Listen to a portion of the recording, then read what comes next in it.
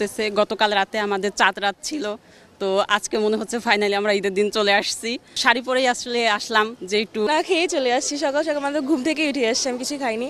কালকে থেকে আমি খুব এক্সাইটেড যে আজকে ভোট দিবে, এত বছর পর ভোট হচ্ছে, 35 বছর পর যেহেতু। খুবই এক্সাইটেড ছিলাম যে ভোট দেওয়ার জন্য। সেই সকাল 8:30 থেকে আমরা এখানে দাঁড়িয়ে আছি।